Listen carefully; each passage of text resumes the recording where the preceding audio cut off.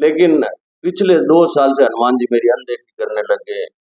इसके कारण मैंने हनुमान जी को कहीं लाग रही हो किया लाग रही हो बीजेपी में और आरएलपी में किया रही हो। राम राम सा राम राम सा राम राम। कहीं ना आप मारो नाम शंकर सुतार माडवटी। करे थे। आरएलपी कुछ कारण से हनुमान जी थोड़े हमारी अनदेखी करने लग गए। हमने 20 साल हनुमान जी के कंधे से कंधे मिला के खूब सेवा की हनुमान जी का। मैंने उनको बड़ा भाई मान के चला था। नारायण जी को मेरे बड़े भाई से भी ज्यादा मैंने उनको इज्जत दी।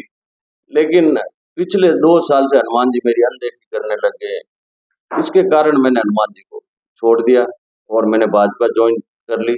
और भाजपा ज्वाइन कराने वाले हमारे डॉक्टर आबूराम जी जो संघ से पुराने जुड़े हुए, उन्होंने कहा शंकर जी आप हमारी भाजपा में आइए और एक राज्य का आनंद ही अलग होता है। इसलिए मैं भाजपा ज्वाइन कर ली और मैं भाजपा के साथ हूँ। हम क्यों सर से भाजपा को बहुत भारी मतों से अपनी बार जिताएंगे। मतलब हनुमान जी ने आपको कॉल नहीं किया छोड़ने के बाद? नहीं, मेरे को हनुमान जी कॉल, वो बड़े आदमी है, ऐसे मैं एक छोटे लेवल का आदमी हूँ, हनुमान जी थोड़ी कॉल करेंगे मेरे को। और रेवंत राम जी डांगा आपको बीजेपी में आकर कैसे महसूस हुआ? बहुत अच्छा हो रहा है। पार्टी पार्टी होती, सिस्टम अच्छा, ये राष्ट्रीय पार्टी है और नरेंद्र मोदी जी का एक नंबर काम है। वो भारत का पहले प्रधानमंत्री है। अच्छे काम है, खूब विकास होंगे और बहुत सारा काम होंगे। यहाँ क्यूसर के अंदर जो पिछले टाइम से बाकी है वो काम सारा काम होगा। और भाजपा अच्छी पार्टी है और बढ़िया अच्छी पार्टी। हनुमान जी ने काम कैसे करे इतने 20 साल कार्यकाल? ठीक है, काम तो जो नेता होता है उसका काम होता है करवाना। जैसे जैसे उनका काम था वो करवाए, हनुमान जी ने भी करवाए काम। तो मतलब अब क्या आगे क्या रुचि है? आगे भाजपा के अंदर रहेंगे और भाजपा को भारी मतों से यहाँ के अवसर से जिताएंगे। किसी को भी टिकट दे भाजपा, डॉक्टर आबूराम जी को दे, चाहे रेवंत जी को देवे और ज्योति जी को भी दे, किसी को भी दे टिकट, हमारे डूडी साहब को दे, बागरे जी को, हम जिगर जान से उनके साथ लगे हुए हैं और भाजपा को भारी मतों से यहाँ जिताएंगे। मतलब बीजेपी में खींचातान ज्यादा हो रहा है, उसमें क्या कहना चाहते? बीजेपी में खांचा तान होने का एक कारण है, जैसे बीजेपी के धरातल पे नेता तो है ही पहले से, और आरएलपी छोड़ के जगदीश जी बिडिया सर है और कांग्रेस छोड़ के ज्योति जी मिर्जा है, रेवंत राम जी डांगा है, ये सब आए तो अंदर मन मुटाव तो इतना नहीं है। लेकिन कई लोगों को ऐसा लग रहा है कि भाई ये आरएलपी के थे पहले, कांग्रेस के थे, लेकिन अब सब एकजुट हो जाएंगे और एक ही जज्म पे बैठ के रणनीति बना रहे हम और बहुत भारी मतों से यहाँ से जीतेंगे। मतलब परसों एक इंटरव्यू में भागीरथ चौधरी कह रहे थे कि मतलब मैं अलग होऊंगा अगर पार्टी टिकट नहीं देगी, तो उसके बारे में? उसमें अलग होने का उसने ये कहा था कि भाई हमारी परसों पार्टी की मीटिंग थी खियोसर में हनुमान जी के मंदिर के अंदर, तो कई लोगों ने ये कहा था भाई सौगन खाओ कि हम साथ रहें। तो भागीरथ जी ने खड़ा होकर कहा था भाई मैं सौगन नहीं खाऊंगा और मेरा परिवार भी पिछले 30 साल से भाजपा में जुड़ा हुआ है।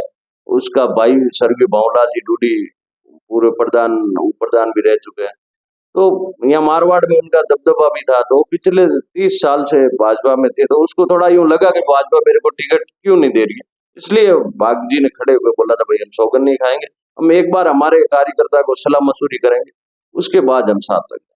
ये बात मतलब क्यों सर तहसील को देखा जाए शिक्षा क्षेत्र में आपको कैसा लग रहा है? शिक्षा क्षेत्र में क्यों सर थोड़ा बिछड़ा हुआ इलाका है।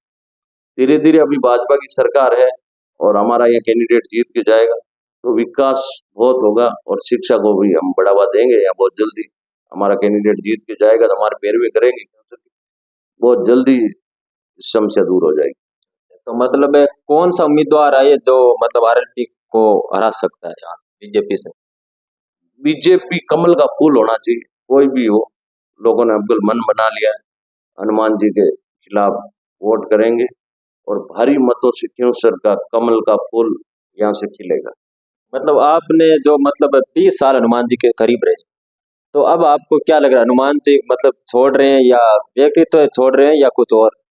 नहीं, मैंने आपको कहा था ना यही अनदेखी करना।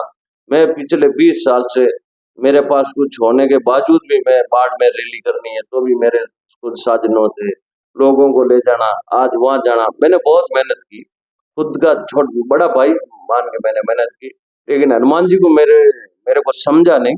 उन्होंने वो बड़े पहले बड़े नहीं थे लेकिन अब बहुत बड़े बन गए, इसलिए वो बड़े लोग हैं, बड़े लोगों के हम क्या कह सकते हैं, उसके मन में क्या है, लेकिन इसके कारण मैंने बाय बाय कर दिया। मतलब आप आरएलपी में पहले क्या काम करते थे?